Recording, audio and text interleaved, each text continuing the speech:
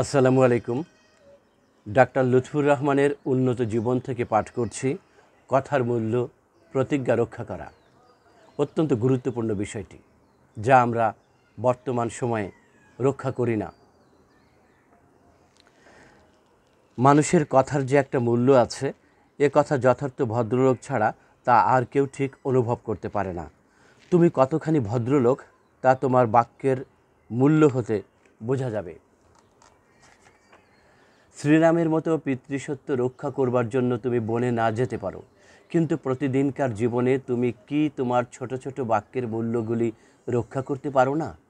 তুমি কোনো ভদ্রলোককে কথা দিয়েছ আগামীকাল 12টার সময় তার সঙ্গে দেখা করবে, ঠিক সেই সময় তোমাকে তার সঙ্গে দেখা করতে হবে, কেননা তুমি ভদ্রলোক। তোমার কথার একটা মর্যাদা আছে। মুখ দিয়ে বলেছ পাওনাদারকে অমুক দিন টাকা দেবে, সে ব্যক্তি দিনের পর দিন শুষ্ক মুখে তোমার কৃপা প্রার্থী হয়ে দুয়ারে এসে ঘুরে যাচ্ছে। তুমি নিত্য নতুন প্রতিজ্ঞা করছো। তোমার মতো ভণ্ড কাপুরুষ আর নাই। যদি নিতান্ত রিক্ত হস্ত হয়ে থাকো, প্রকাশ্যভাবে তোমার কথা সাধারণের কাছে ঘোষণা করো। পাওনাদার যত ছোটই হোক, তার কাছে ক্ষমা প্রার্থনা করো। সে তোমার কিছু করতে পারবে না সত্য, অন্তত মানুষ তো শুধু জানতে চায় তুমি মিথ্যাবাদী নও। সভ্য জাতি শুধু অট্টালিকা ও অর্থে হয় না। অট্টালিকা ও ধন সম্পদের সঙ্গে আরেকটা বড় জিনিস সভ্যতার পরিচয়, সেটি বাক্যের মূল্য। যে বাক্যের মর্যাদা তুমি রক্ষা করতে পারবে না, সেরূপ কথা তুমি বলো না। কখনো জিহ্বার অমর্যাদা করো না। এর মতো কাপুরুষতা আর নেই। যে সমস্ত কথায় অন্যের সংস্রব আছে, সেসব কথা খুব কম বলাই ভালো। এর চেয়ে বাচালতা বরং উত্তম। বাচাল নিজে মূল্যহীন লোক, নিজের ক্ষতি সে নিজে করে। মিথ্যাবাদী জিহ্বার অবমাননাকারীর মতো সে সমাজের সঙ্গে প্রতারণা করে না। এক ইংরেজ ভদ্রলোককে এক দস্যু বন্দি করেছিল।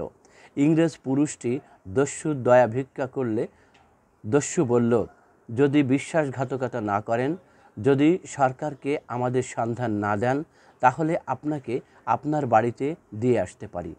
প্রত্যেক বন্দীকে হত্যা করাই আমাদের নিয়ম।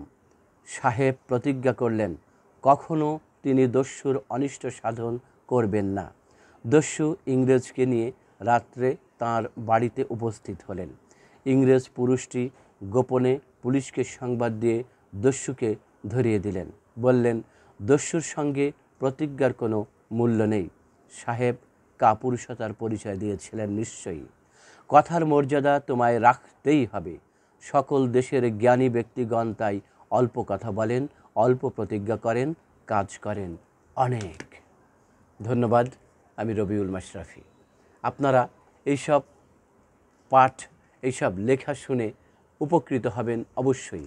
ডাক্তার লুৎফুর রহমান একজন হোমিও ডাক্তার ছিলেন এবং একজন ভালো গদ্য লেখক ছিলেন। ধন্যবাদ সবাইকে।